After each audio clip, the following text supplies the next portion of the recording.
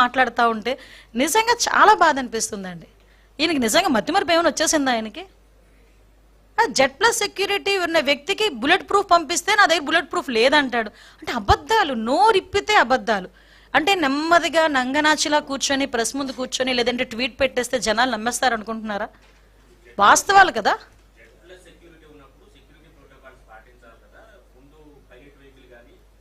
మీకు ఒకసారి మీకు వీడియో పెడతానండి. ఆయన బయటికి వెళ్ళేటప్పుడు, ఆయన ఇంటి నుంచి బయటకు వచ్చేటప్పుడు, ఎస్ ట్వీట్లో అన్నారు, నేను అదే చెప్తున్నా. ఆయన ట్వీట్ పెట్టేటప్పుడు ట్వీట్లో అబద్ధాలు ఉంటాయి, ఆయన ప్రెస్ మీట్ కూర్చొని మాట్లాడేటప్పుడు అందులో అబద్ధాలు ఉంటాయి.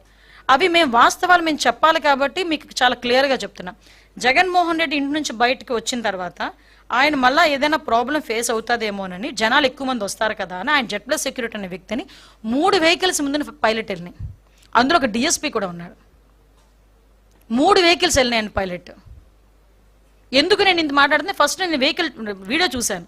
3 వెహికల్స్ నేను చూసుకున్నా ఎన్ని వెహికల్స్ వెళ్తున్నాయి ముందు. నేను పైలట్, ఎస్కార్ట్ కాక ఇంకో 2-3 వెహికల్స్ ఎక్స్ట్రాగా మేము పంపించుకున్నాం. అరే మీరు కంట్రోల్ చేయాల్సిన మీ కార్యకర్తలు మీరు కంట్రోల్ చేయకుండా, అది ఒకటేనండి నేను చెప్తున్నాను. మాట్లాడితే మా భద్రత గురించి మాట్లాడుతున్నారు.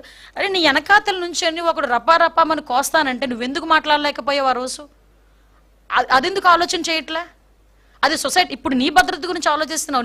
నీ కార్యకర్త వల్ల సమాజానికి థ్రెట్ ఉంది ఈరోజు. ఆ సొసైటీ భద్రతని ఎవరు కాపాడతాడు? నీ కార్యకర్త నీ ర్యాలీలో నుంచొని రపా నరుకుతానని ఒకడంటాడు, కోసేస్తాను ఒకడంటాడు, రాజారెడ్డి రాజ్యాంగం మళ్ళీ తిరిగి రాస్తామని ఒకడంటాడు, ట్వీట్లు ఫేస్బుక్లో నోటుకొచ్చినట్టు పెడతాడు, ఒకడు గొడ్డలు పట్టుకుంటాడు, ఒకటి వేట కొడవలు పట్టుకుంటాడు.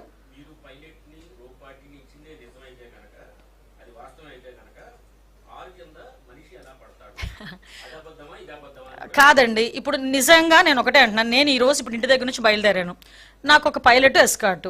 ఎంతసేపు బయలుదేరుతాను? మీకు ఎందుకు ఫోన్ చేశాను? ఒక 10 నిమిషాల్లో నేను వచ్చేస్తాను. అంటే పలానా టైం నుంచి పలానా డిస్టెన్స్కి నేను రావడానికి ఒక 10 మినిట్స్ పడుతుంది కాబట్టి నేను అంత ఎగ్జాక్ట్గా చెప్పుకుంటున్నాను. దారిలో జనాలు అది వస్తే కనుక వాటిని క్లియర్ చేసుకుని రావడానికి కొంచెం టైం పడుతుంది. కానీ ఇతగాడు ఏం చేస్తున్నాడంటే జనాలందరినీ మా పోలీసులు ఎవరైనా గట్టిగా రోప్ పార్టీ పట్టుకుని ఆపారు అనుకోండి, పోలీసులు ఏంటది దాన్ని ఏమంటారు, మమ్మల్ని ఇబ్బంది పెట్టేస్తున్నారు, పోలీసులు వైఖరి నశించాలి అని మాట్లాడతారు. ఈరోజు మీ వాళ్ళేమో ఎలాగో నిజంగా చెప్తున్నా, ఈ మాట అనకూడదు, ఒక ఉన్మాదుల్లో రప్పించుకుంటున్నారు. మీరు రప్పించుకొని ఒక రోప్ పార్టీ పెట్టి, అంటే 90 కిలోమీటర్లు నేను రోప్ పార్టీ పెట్టగలనా? ఊర్లోకి రాగానే అతను దిగితే రోప్ పార్టీ పెట్టగలరు ఎవరైనా? ఆయన దిగిన తర్వాత నడుచుకుంటూ వెళ్తే రోప్ పార్టీ పెట్టగలరు.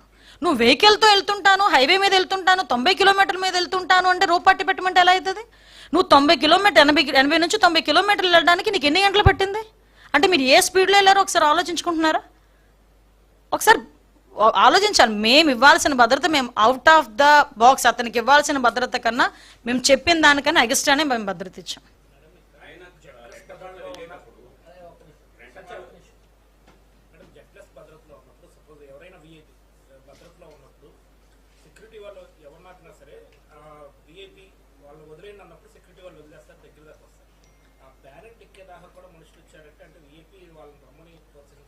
ఎగ్జాక్ట్లీ.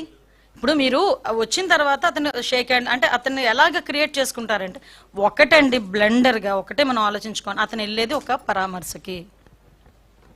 పరామర్శకి వెళ్ళేటప్పుడు అంత ర్యాలీ అవసరమా? అంత బల ప్రదర్శన అవసరమా? నీ కార్యకర్త చనిపోయాడు, విగ్రహం పెట్టుకున్నావు, ఎందుకు చనిపోయాడో తెలియదు, బెట్టింగ్లో చనిపోయాడో ఏ విషయంలో చనిపోయాడో విగ్రహం పెట్టావు, ఆ విగ్రహాన్ని ఆవిష్కరించడానికి వెళ్ళావు, ఆ కుటుంబాన్ని పరామర్శించడానికి వెళ్ళావు. పరామర్శించడానికి వెళ్ళినప్పుడు బల ప్రదర్శన దేనికి? బల ప్రదర్శన చేస్తూ 4-5 గంటలు 5-5 గంటలు నువ్వు హైవే మీద నెమ్మదిగా నీ జనాలందరితో వెళ్తానంటే ఎంతమంది ప్రజలకు ఇబ్బంది కలుగుతుంది? అది ఎందుకు ఆలోచన చేసుకోవట్లేదు?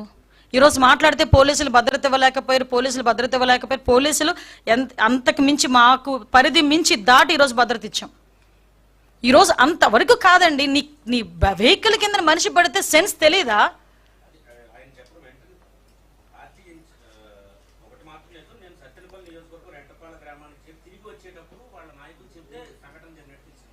కాదండి, చిన్నది అడ్డు తగిలితేనే రాయి ఎక్కితేనే తెలుస్తుందండి. మేము వెహికల్స్లో తిరిగిన వాళ్ళమే. చిన్న రాయిగా మా టైర్ దాటి వెళ్తుంటేనే మాకు తెలుస్తుంది. అతను మూమెంట్ అక్కడ ఎవరో ఒకరు చెప్తున్నారు, మీరు వీడియో క్లియర్గా చూడండి, కిందన ఎవరో పడుతున్నారు అని చెప్తే తీసి లాగేశారు పక్కకి. చెప్తున్నారు కదా, అప్పుడైనా ఆపాలి కదా. ఇద్దరు చనిపోతే కూడా దగ్గరికి వెళ్ళి చెవులో కూడా జగన్మోహన్ రెడ్డికి ఇద్దరు చచ్చిపోయారని చెప్పలేని నాయకులు ఉన్నారా జగన్మోహన్ రెడ్డి చుట్టూను?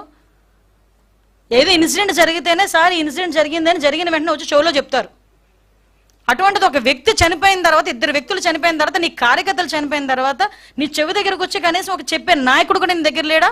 రిటర్న్లో వచ్చినప్పుడు చెప్పారని చెప్తున్నావు. సిగ్గుండాలి ఆ మాట మాట్లాడడానికి.